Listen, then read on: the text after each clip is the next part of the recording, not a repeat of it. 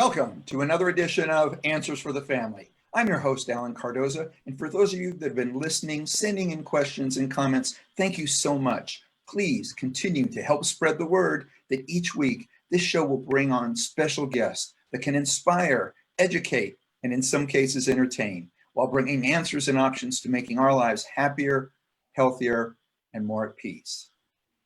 Now, for those of you that have been sending some things in, I want you to know that I have gotten some feedback from people that are reading those that have then told me that they have now chosen to listen, not because they had listened to the show, but because they had read that feedback. So I want you to know I am truly honored that there are people making that decision. So please keep doing it. Now, I want you to know that we will also introduce you to top professionals and talented authors who are working to make this world a better place for all of us. Now, I want you to know if you could all do me a big favor, as well as putting in those references and making comments about it. Forward one of our shows to your social media group or to someone you know who can benefit from a particular show. Now, this is a powerful way that we together can make a positive difference in the world. And I guarantee you, after you listen to this show, you will realize that this is one of these shows that many people will be able to benefit from.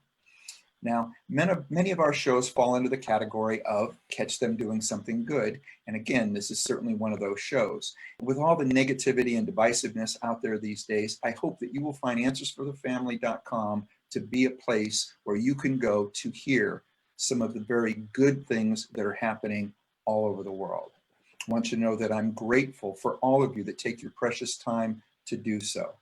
And remember, this show exists for you. Now, with that in mind, if there was ever a time in recent years that we needed to focus on gratitude, this is the time. And my son and I wrote the Attitude of Gratitude Journal, something that at the time was geared toward teens that were going through changes in their life.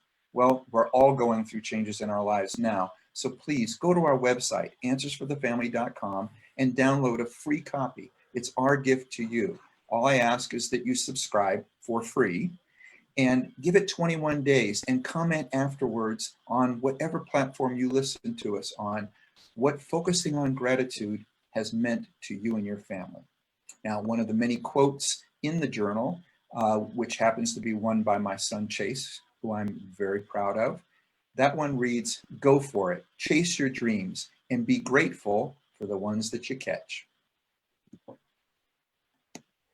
So today, we're going to be talking about why depression, addiction, physical illness, unfulfilled work, and relationship problems can be caused by years of hiding your true emotions, denying your life purpose, or living in fear. Now, our guest today, Blake D. Bauer, is the author of the international best-selling book, You Were Not Born to Suffer. Each year, Blake helps thousands of people who cannot find effective support from conventional either psychology, medicine, their religion. He has a way to be able to get through to them. He is a world-renowned teacher and speaker with an extensive background in psychology, alternative medicine, nutrition, traditional healing, and mindfulness meditation, both on his personal experience of overcoming deep suffering, addiction, and adversity, as well as his professional success with people worldwide. Blake's work integrates what he's found to be the most effective approaches to optimum mental, emotional, and physical health. Blake, welcome to Answers for the Family. Hi, Alan. Thank you very much. Well, it is my pleasure. I know that we had you scheduled to come up in a couple of weeks. I appreciate you jumping in here sooner, but I really can't think of anything that is as topical right now with what we're going through in society. So I think before we even go into specifically the book, how can people work through all of this negative thinking, fear, and uncertainty based on the way in which the world is situated right now, where we are bombarded with an incredible amount of negativity and fear? I was just looking at a website that said that COVID-19 and fear put together has been put out through social media over 69 billion times since this has come out. It's unbelievable. It really is unbelievable. I think, this morning I ran into somebody and was talking to them over coffee, and we were obviously talking about similar topics because it's on everybody's mind. Mhm. And I think there's a couple things to have in our awareness to help us with our mindset right now. And there's a couple that I would name in response to what you expressed. And the first one I would say is kindness, the need to be really kind and gentle with ourselves because we are going through a very overwhelming, stressful, and unprecedented experience in the world, especially with social media and the internet, magnifying and amplifying things that pre-internet and pre-social media would not have spread so rapidly. I'm sure you and a lot of people listening have seen memes and articles about fear being the real virus, and that's spreading even quicker and it being more damaging than COVID-19. Mhm. So I think we need to be kind to ourselves, and we can talk more about how to do that, and kind to the people around us, the people we come in contact with, because the truth is we don't really know where anybody's at, and we really want to meet everybody we come into contact with a sensitivity and a gentleness and a kindness, because you might meet 10 people in a day and they're all going through something else. Like one person might have lost their job, and the other person might have lost a family member, or who have a family member who's sick, or you might meet someone who's trapped at home with their spouse and they don't have a good relationship, or they're at home with their kids and they don't have a good relationship, or you come in contact with a mother who's trying to homeschool and keep the house, and her husband's home and he's never been home before all day every day. So everybody's just going through something different. And I think it's really important to keep that in mind, that we really have no idea what's going on behind closed doors, which is true all the time, but now even more so. And the need to just meet people from a place of kindness, I think that comes, is really in the forefront. And I think you're absolutely right. And one of the things that I love about what you said is be kind to ourselves as well. There's a lot of people out there that they're coming on and they're saying, okay, you know, be kind to the people that you meet, which I completely agree with, but not as much talking about being kind to yourself, because I think that in many cases, a lot of us are really beating ourselves up uh, in regards to either what we've done or what we didn't do. Um, what are some tools that we can use? Because I think if we don't first work on ourselves, we're not going to be kind to anybody else. Absolutely. And my work is all about how do I create the healthiest and most loving relationship to myself first, because then that's how I meet the world, and then that's what I attract and create. And so there's a number of tools that we can practice on a daily basis that are very simple and very effective, and we need to do them so that we're not stressed and we're not reactive and we're not resentful. And so one of those is talking about what you're feeling, because right now there's a lot of emotion coming up for people for all different reasons. And I think it's really important to find someone that you can talk to openly and honestly, so that all that's going on inside of you is not just stuck and trapped and torturing you. So whether it's your spouse or partner, or a good friend, or excuse me, a sibling, or even calling a therapist or a coach. Um, I think that's really important. Some people don't feel very safe opening up to people in their lives. So a really great practice is to journal. Just sit down with a notebook or a journal and maybe write to the universe or write to God, or if you believe in that you can communicate with loved ones who have passed away, write to your mother, your father, your grandparent. If you believe in Jesus Christ, or some kind of saint, write to them. Just find something that's real for you and write to them, and just get it out so you process what's going on inside of you, so you don't combust inside. So I think that's a really great tool. Um, I think it's Go ahead. wonderful. And then I think everybody needs personal time and space. So you need to get away from your house and from the people you're living with a little bit, even if it's just for a 30-minute or hour walk. So I think it's really important to go take a walk every day or take a drive, somewhere you like and put on the music that you like or listen to a podcast you like. Um, I think it's really important just to have some time for yourself. And another great way to spend that time is exercise. And I know for me during this time, walking, I bought a spin bike when the pandemic hit, spinning, lifting weights, doing yoga, whatever it is that you enjoy, that you have access to. I think it's really important to take care of your body because your body being healthy right now will help your mind and your heart be healthy right now too. So that comes under this blanket of take some time for you to get away from your partner, your family, your friends, work, the computer, your phone, and be with your thoughts, be with your feelings, take care of your body, move at your own pace, listen to your instinct and your gut. It's really key. So you don't feel like you're under pressure and everybody's watching you all the time or judging you or criticizing you, or you're not doing something at the house like the dishes or the laundry that's staring you in the face. Um, something like that.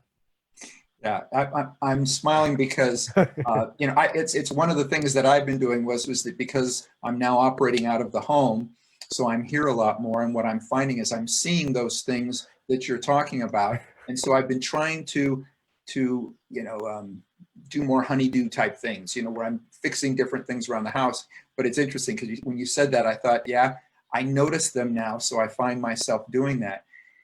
The other point that you brought up from the standpoint of as far as exercise, I mean, all of these things, I agree, are things that also help build our immune system, which means we're doing ourselves a favor because it's less likely that we are going to catch anything, or if we do, that it's going to affect us less. So all of Exactly. those things I think are so beautiful, and I completely agree. Um, let's talk a little bit about the book, because I know that with the book, you obviously started writing this long before anybody knew what the word COVID-19 meant. So just kind of take us through your journey that got us to the point to where you felt, okay, I now feel like the best way that I can get this word out to as many people as possible is to write the book that you did. Well, my journey began, I guess, consciously as a young man. I was addicted to drugs and alcohol as a teenager and quite self-destructive, excuse me. And by the time I was 18, I had been arrested a number of times for drug possession and then eventually for driving under the influence. I played sports growing up and was a captain of the varsity football team with offers to play in college. And I got a very bad DUI and I got kicked off the team Hmm. during my senior year.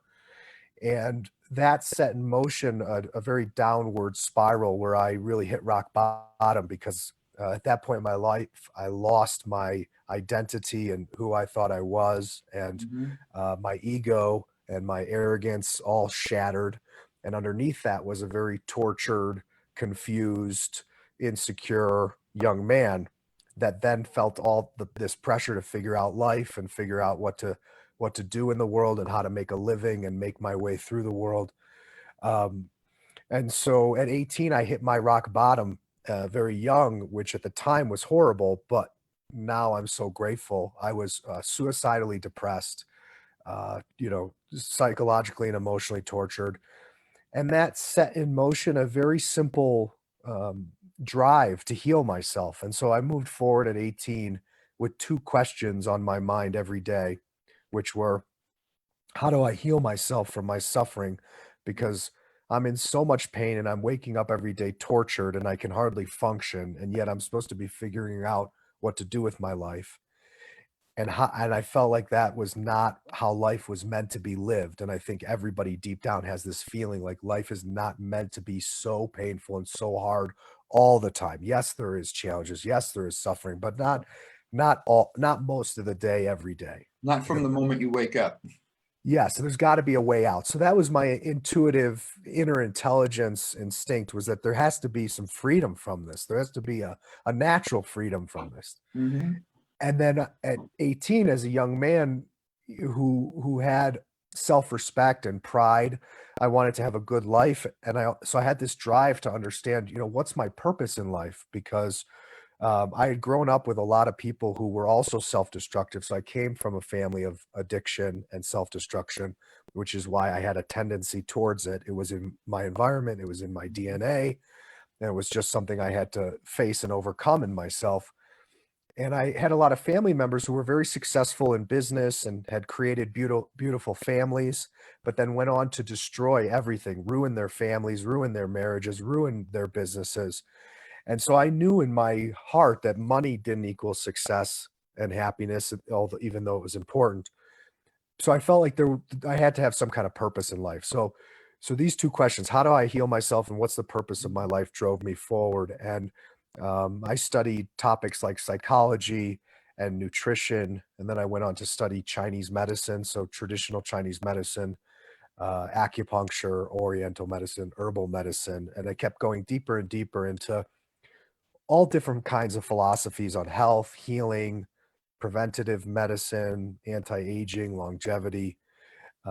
And after years of working in this field and studying and taking all kinds of trainings, and I realized that what I had really been doing in my life, and I looked out in the world and I felt like I was seeing this in everybody I came into contact with, was that really I was just looking for love and learning how to love myself. So on my healing, spiritual, educational, personal development journey, I was looking for love. I was looking for the love I didn't get as a child. I was looking for the love that instinctually I knew would heal me and set me free. And I was looking for the love, which is, I believe, is our true nature. So I was really just looking for myself. And then I realized instinctually that the path to finding all those things was learning how to love and value myself so that I could heal the pain inside of me, stop looking outside of myself for love and hurting myself to get it, people pleasing, betraying myself to be accepted or to fit in, or for a woman to love me, or my family to love me, or society to love me. And so then from all my training in all the sciences and Chinese medicine, I started to see how disease and depression develop in the body as a result of negative thinking and internalizing your emotions, which weakens your immune system, stagnates the flow of blood and energy, which eventually leads to diseases that we can't seem to find a cause or a cure for in Western allopathic medicine thinking. And so when I had this epiphany, because I was literally so desperate to understand this for myself, just selfishly, when I had this epiphany, I thought, there are millions of people who are desperate too. How can I share this? And then very naively and innocently, the next thought was, write a book.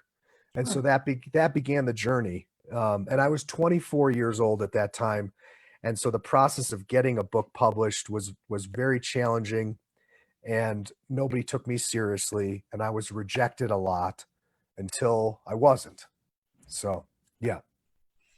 Now, you mentioned a lot of things that I know in the book as well, but one of the ones that I recently learned a little bit more about, and I think it would be great to share it with our audience, is to share a little bit about Qigong, and how this form of Chinese movement really changes what's going on physiologically in our body. So share a little bit about that.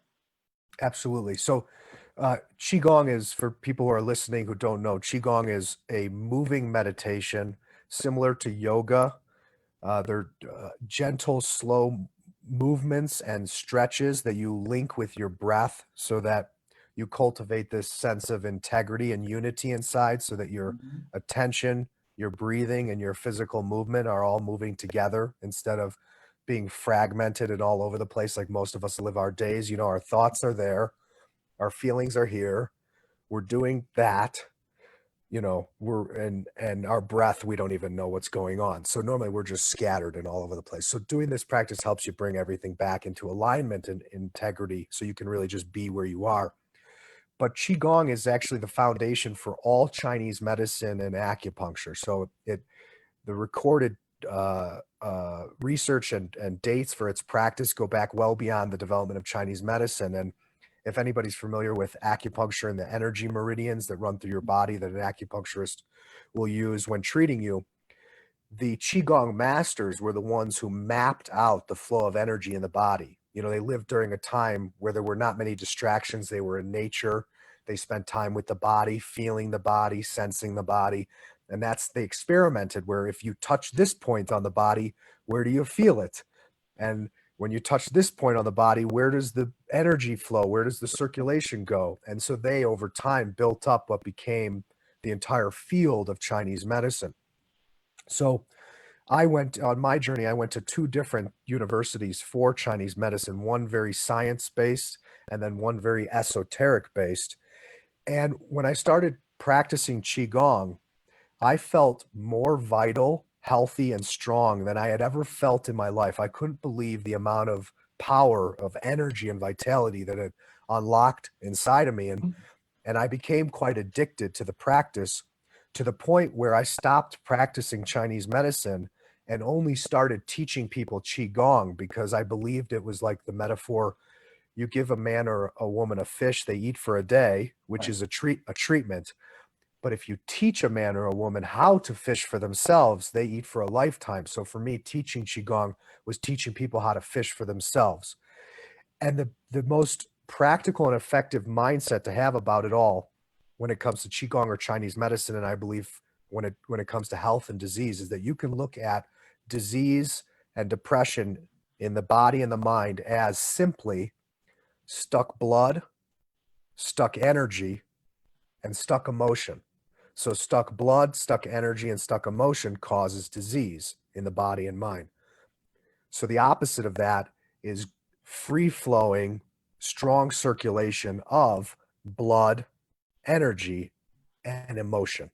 So anything that very effectively increases that flow is going to be helpful, like running, like riding a bike, like walking. They all help things flow. But Qigong, and in particular, the form that I teach, is, for me, has been, and with the thousands of people I've shared it with, empirical results year after year, person after person, is the most effective practice I have found for self-healing, for vitality, for strengthening your immune system. And the logic behind it is that we start at the toes and we go through everything, every single joint in the body. So the toes, the ankles, the knees, the hips, the whole spine, your fingers and hands, your wrists, your elbows, your shoulders, your neck. And the blood vessels and energy channels flow through those joints. And those joints are considered gates through which energy and blood and emotion, and if you believe you have a soul or a spirit, flows. So if the joints are closed and constricted or clogged up, your blood, energy, emotion, and soul are not flowing through that part of your body. But if you open them, the energy, blood, emotion, soul starts to flow through that part of your body, which carries with it your immune cells, the vitamins and nutrients you're getting from the juices you're taking, or the smoothies you're eating, drinking, or the salad you're eating, or the fried chicken wings, whatever it is that you're eating. That's or your vitamins. That's how it gets throughout your body. But if things are clogged up, you can be taking all this great stuff, but it's not actually getting to all the extremities in your body. So for me, it became an integral part of my self-love journey, which is, I teach retreats now all over the world. And that's an integral part of my retreats is Qigong. So, first of all, thank you for explaining it, because I learned a little bit of it. I had a Chinese friend that showed me bits and pieces of it, and I've added little bits of it into my normal routine when I go to the park, and I walk the dogs, and I take my shoes off, or anyway, so I do my grounding. I'm outside, so I'm getting my sunshine, and I go through my deep breathing exercises. But then I started to add in some of the movements and stuff, so the Qigong movements. And as I added in some of the movements, and I'm in the park, and I'm usually there so early that there's not many people, but I started making the movements of just kind of freely moving. And somebody actually ran over to me and asked if I was okay. So, it's great. The dogs sit right next to me while I do this, and I did the thing where I'm facing a tree, but anyway, it was funny. And I laughed and I told them that, no, I'm fine. I'm actually doing this. And they had a few questions about it, but anyway, yeah, I have found it very freeing, and I know that I only know a little bit compared to everything that it can be. So now you mentioned in regards to retreats, we're now living in a different world. Do you still have retreats that are scheduled? Are they postponed indefinitely, or are there dates that are set in the future that we can know about? So I had to cancel all of 2020 for in-person events for everybody's safety. We are bringing a retreat online. I'm going to do my first ever online weekend retreat in August. Okay. And then 2021, we've got a full year scheduled of in-person retreats for when they do start to go ahead. So I love in-person connection. I'm a very big fan of that. And so, but because there's a need and there's no other option right now, I've been forced to let go of my resistance and accept going online. So, Well, can you share for our audience? I mean, is there a place where they can go to get more information in regards to the webinar then that's coming up in August? yes. So my website is unconditional-selflove.com.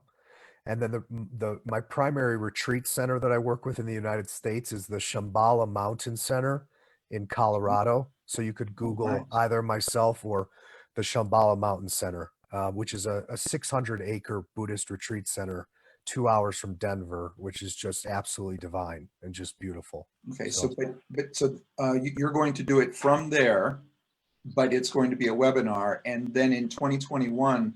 Will your retreats be at a variety of different places spread out throughout the country or throughout the world? Yes. So, yes, absolutely. So my website's the best way to explore that.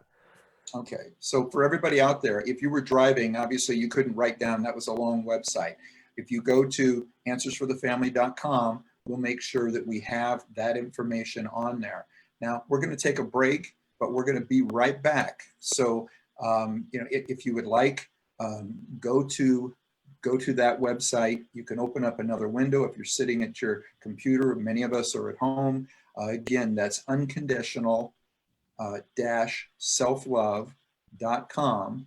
You can go to the website. You can open it up. You can follow along with us. But again, we're going to take a break. We'll be right back. You're listening to Answers for the Family.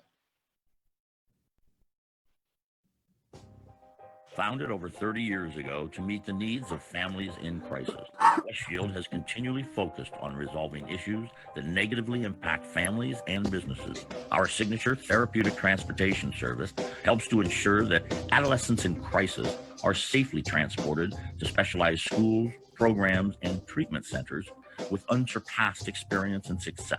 We are supported by our full-service licensed investigation agency that has legally, professionally, and compassionately located hundreds of runaways and teens. We are experienced and qualified to help, offering solutions which may include referrals to our international network of top professionals in the fields of educational consulting, psychology, psychiatry, and investigations. Simply put, West Shield Adolescent Services and West Shield Investigations are the best solutions when your family is facing a personal crisis. Call 1-800-899-8585, 24 hours a day, 7 days a week.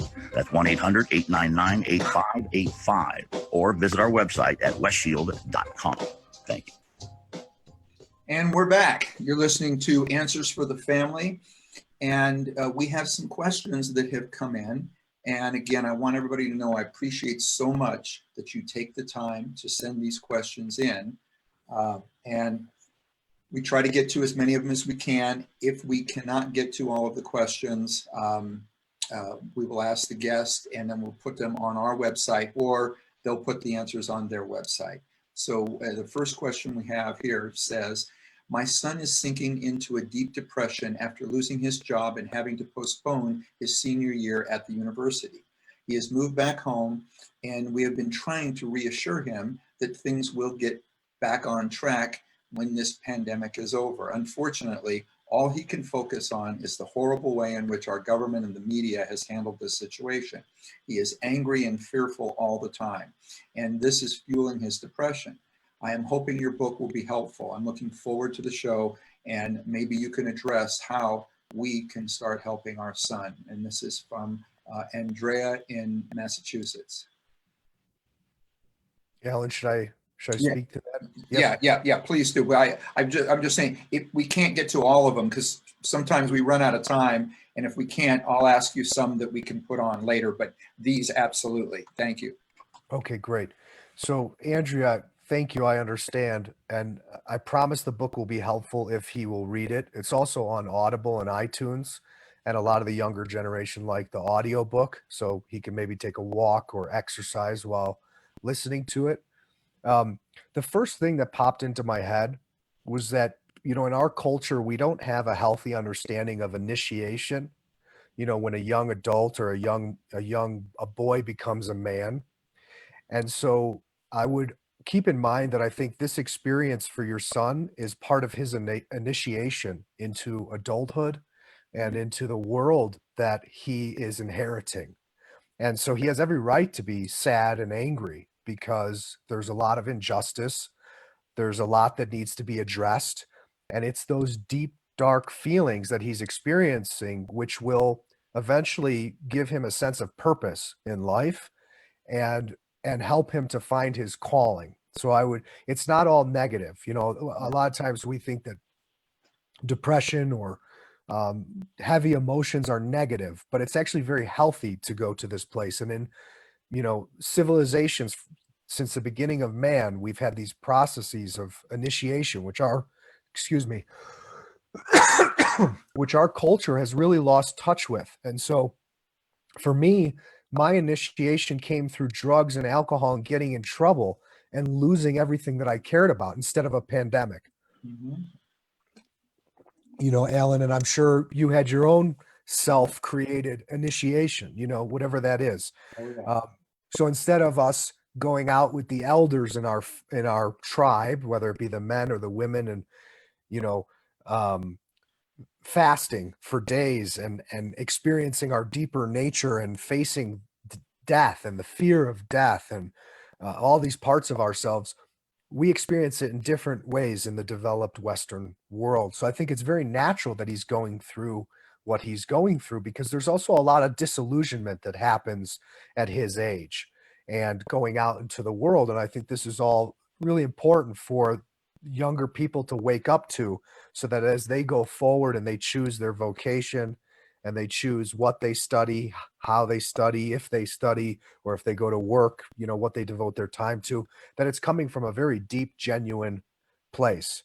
And so I'm sure, Alan, that one big lesson in parenting is letting go, right? Because, right, your children come through you, but they're not yours. And they have to have their experiences, right? They have to fall down and get back up.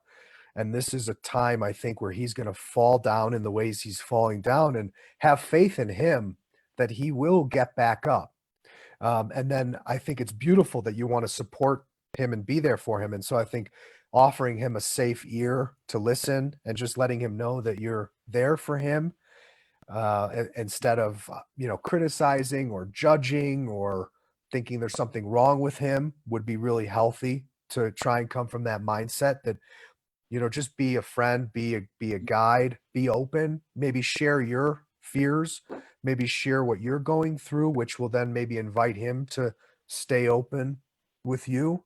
And then I think providing resources like a book, and there's lots of great books and courses available, is wonderful. There's online educational services, like I love TED is great. And I think, some younger people can get lost in TED for hours, and there's so much to learn. Mm-hmm. The masterclass website, I absolutely love, themasterclass.com, which has top experts in all endeavors, that you listen to directly and take their courses. So there are other ways for him to engage his mind and his intellect and his curiosity. during this time.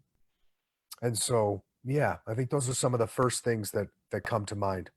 Yeah, and I love the fact that the idea of, as you said, supporting them, but not necessarily having to do everything for them, but also going out and getting other pieces of information. Anybody that's listened to the show knows that I am not happy at all with the way in which our media is trying to push fear, the way that politicians are politicizing these things for their own benefit. So getting away and going and doing a masterclass, getting away and watching TED Talks, or going and listening to, or reading a book like Blake's, or listening to some of the podcasts that are out there that are focusing on the positive.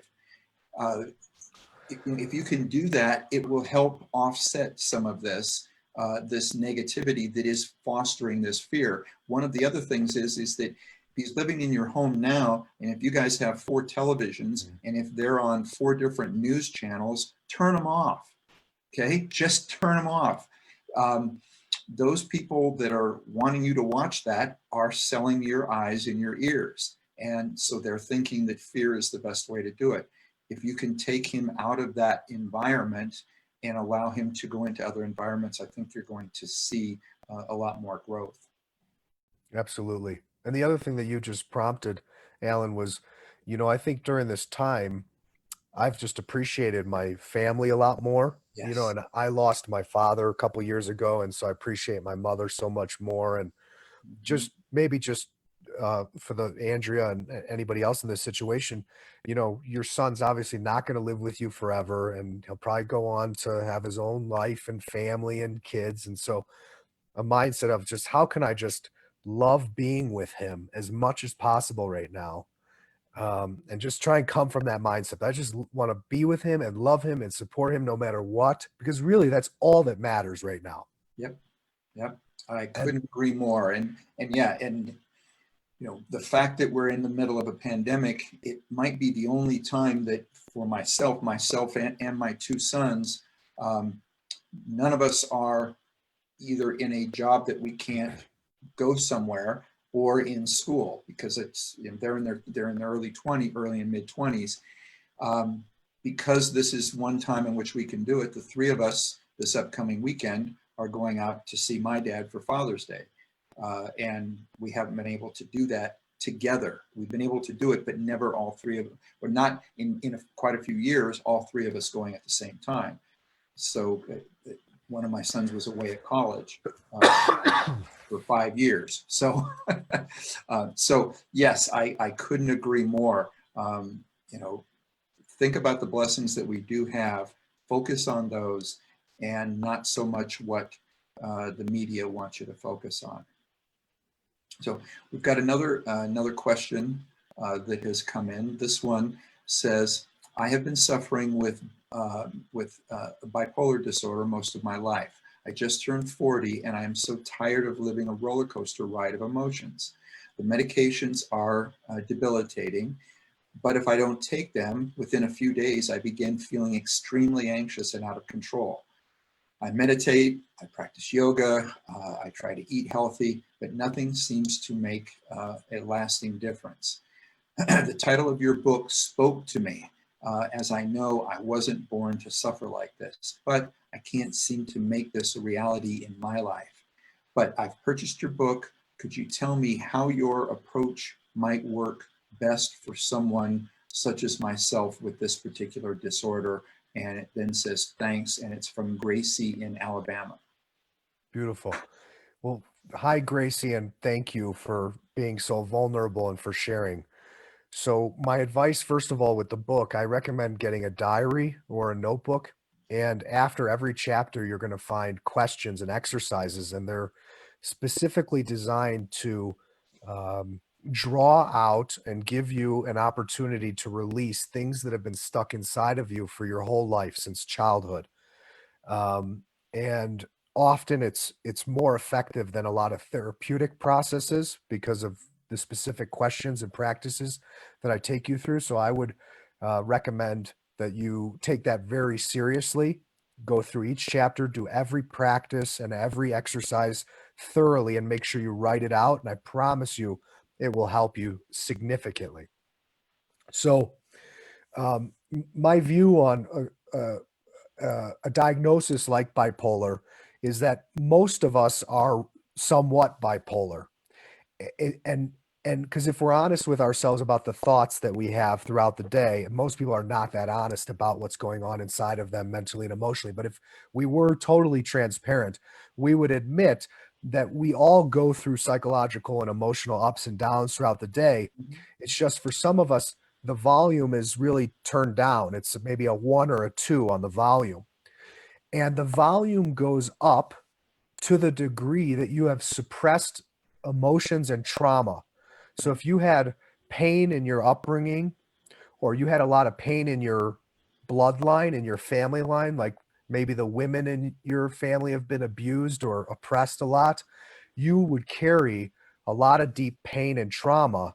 And if you've never really learned how to express that fully, the volume gets turned up on those voices and on the fluctuations of thoughts and feelings, which make you feel out of control. So when you go through my book and you write out every single answer to every single question and exercise, it's going to release some of the energy that's stuck inside that's causing the spikes in volume, that's causing the extremes. And that's just one thing. I'm very happy to hear you're doing meditation and yoga and eating right, because eating right is key for mental and emotional balance and stability. In terms of meditation, it would depend on what type of meditation you're doing. I don't believe all meditation is created equal, and I don't believe all meditation is as effective as some forms. I teach a form of meditation that comes from what the Buddha taught, where you just sit in silence and breathe and you watch your mind. And when you start to think, you bring your attention back to your breathing and your body. And in my experience, this technique is the only way to heal your mind at the core, at the root of your mind, is to get back to the awareness and consciousness from which all your thoughts come. So you can see when you start to think in a certain direction. And when you do that, the more and more experience you have, you don't get lost in those thoughts. You don't get attached to those thoughts, but you also learn how to guide your thoughts. And this is one of the things that I think is the most powerful thing for you in particular to learn, and that we all need to learn, is that you and we have the power to choose our thoughts. And this is something that's not taught often enough. And it's key for all of us, that we each have the power to actually choose what we think about. And that's how you rewire your brain on your own.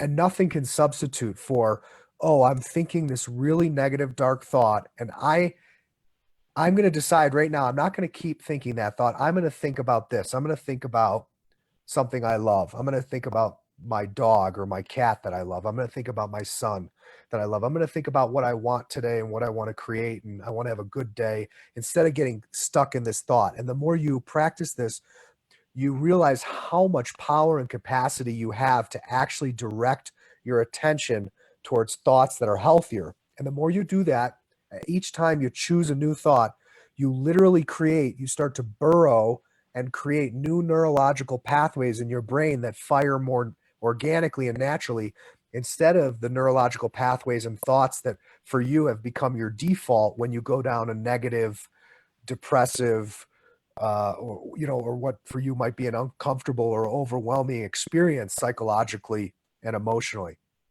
So that's key. And then I don't know if you've worked with a therapist. I imagine you may have, but if you haven't, it's good to find someone that you feel safe with to talk about and process, all the things that have been inside for so many years. Starting again with stuff with mom and dad, and then all your primary relationships moving forward. Because if you've been struggling this for a long time, I would imagine there's some deep pain and hurt and anger that goes back to mom and dad in some shape or form. And this is not about blaming. It's just about understanding the root cause. Again, my book's going to walk you through this, but if you feel like you want human contact to help you validate and process this, I highly recommend talking to someone. Qigong, which Alan and I spoke about, I have a 2.5 hour DVD on my website that you can purchase and stream from anywhere. And that will move the energy, blood, and emotion that's stuck inside you that's causing imbalance. And by doing the practice a couple times a week, it will rebalance and redistribute the flow of blood, energy, and emotion in your body. And you will stop experiencing such extreme swings. And that's a promise, but you have to do it. There's no pill for this. So I would say stay on your pills for now. But the more you integrate these tools, I've actually helped thousands of people wean off of medications like this, but it's got to be very slow, very, very slow, because your brain chemistry has already adapted to those medications. And so if you ever want to come off of them, if you really do, which I'm not saying you have to or that it's right to, it's if you want to, it has to be an extremely slow process so there's no crash. Yeah, absolutely. And I'm glad that you shared that part of it, because if you're on medications, that means that a medical doctor or a psychiatrist has prescribed that for you. If you're on ones that weren't prescribed for you, you shouldn't be taking them anyway. But the ones that are prescribed for you, talk to them, because they will be able to tell you the best way to wean off. And we've actually helped young people wean off in conjunction with their psychiatrist, where they've said, okay, you're doing a lot better in this area. We're going to cut back this one by 25%, and we're going to see how that does over the next couple of weeks. And then another 25%, and so on, to where they do get weaned off when you have filled these other, these other areas to where you don't necessarily need them. Blake, I got to tell you, time has absolutely flown by. I love this. I'd love to have you come back, but there is something that I do sometime on the show, so I'd love to ask you this. It's my magic wand story. So I have a magic wand, and with that magic wand, I'm able to give it to you to where you can make 3 changes with that magic wand that are going to help people. What do you do? And I got to tell you, we've only got about a minute and a half. So maybe just the one thing that you would do. Well, I got 2. Okay. So the first one is that every child that is born, that comes to earth, is taught first and foremost how to love and value themselves practically, how to relate to their thoughts, emotions, and body with love, kindness, and acceptance. And then the second one would be that I would go around and make sure we feed all the hungry and homeless. Okay. Beautiful. Again, I want to acknowledge you, Blake, for the good work that you're doing, for the people that you're helping. Please continue to do that. For everybody out there, again, if you weren't able to take down the website, let me give it to you again, or again, you can go to our website and we will have it. It's www.unconditional-selflove.com. It's Blake Bauer. Get the book, get the tools. It's amazing things. And if nothing else, if you go there, you will find what I've been talking about all along. You will find positive tools. So the more time you spend on that website and not watching the network news, that's going to be a huge benefit for you in and of itself. So Blake, again, thank you so much. Thank you, Alan, for having me. Thank you for doing everything you're doing. I appreciate it. Thank you. All right. So for everybody out there, I was going to share that, okay, in a recent article, it was speaking to the coronavirus pandemic effects on opioids and other drug use. And it stated in this article, it said, people who have alcohol use disorders may have a loss of recovery. People who have opioid use disorders cannot get to their clinics. And it says in there, we should be planning ahead. These things should be discussed now. Well, I want you to know that I agree, so much so that we will be discussing this crisis right here on Answers for the Family. So be sure you put on your calendar and tune in next Monday when we will be joined by Harry Nelson, the author of The United States of Opioids. And please visit our archives of past interviews at answersforthefamily.com or subscribe to our show through iTunes, iHeart, Stitcher, Spreaker, YouTube, SoundCloud. If you like what you hear or what you see, please leave a review. It will help us reach more people, and we greatly appreciate it.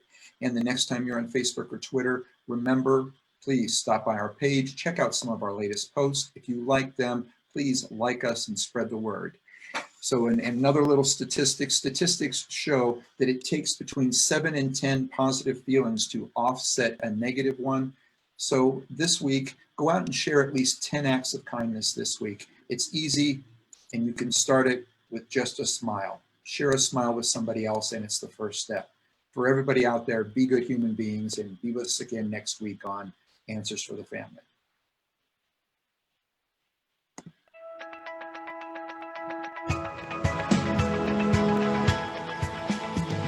You're listening to Answers for the Family with Alan Cardoza, right here on LA Talk Radio.